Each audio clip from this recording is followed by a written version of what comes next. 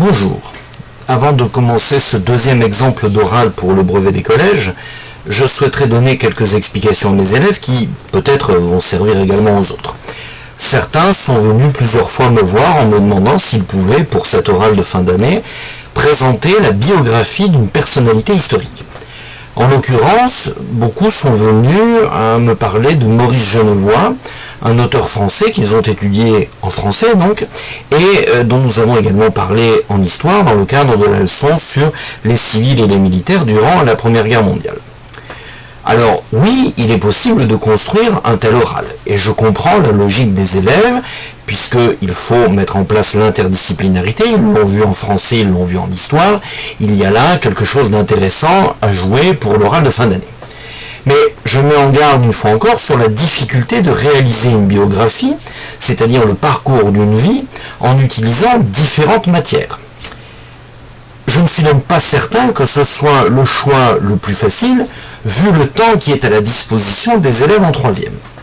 Alors pour ceux qui, malgré tout, souhaiteraient s'y aventurer, je propose ici un exemple dont je ne suis pas pleinement ni convaincu ni satisfait, et qui s'est avéré un peu plus difficile à faire que ce que je pouvais imaginer. Petite précision, pour cet oral, je n'ai pas mis d'image faute de temps, mais peu importe, l'objectif n'était pas là.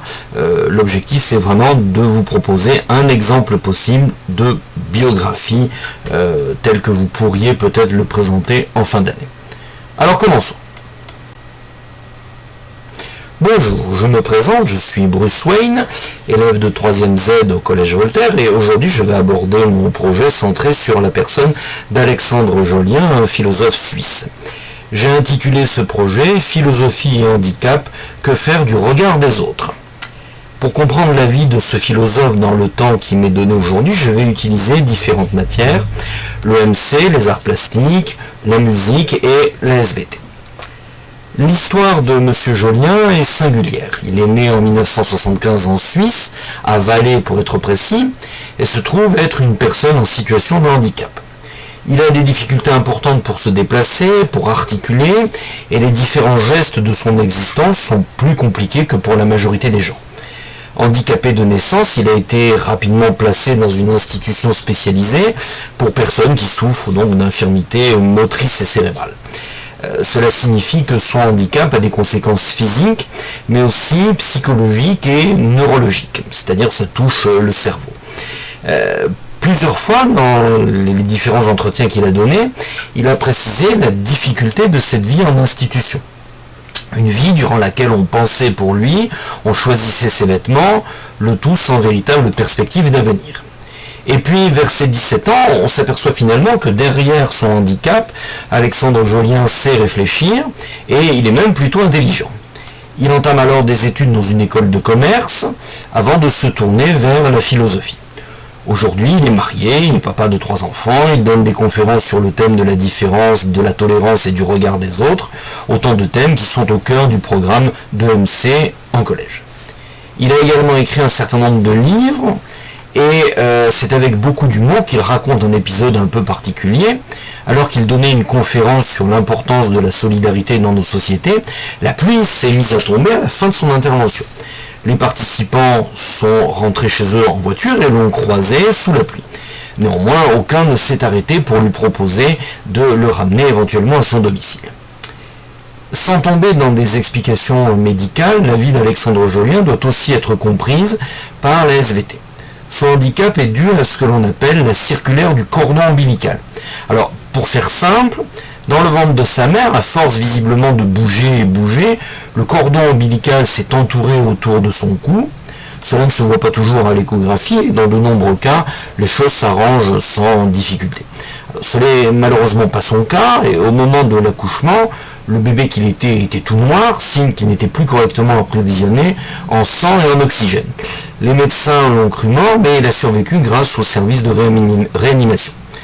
De son propre aveu, Alexandre Jolien a développé une certaine détestation de son corps, il utilise lui-même l'expression de putain de corps, ainsi qu'une certaine dépendance vis-à-vis de l'image que lui proposent les corps des personnes non handicapées.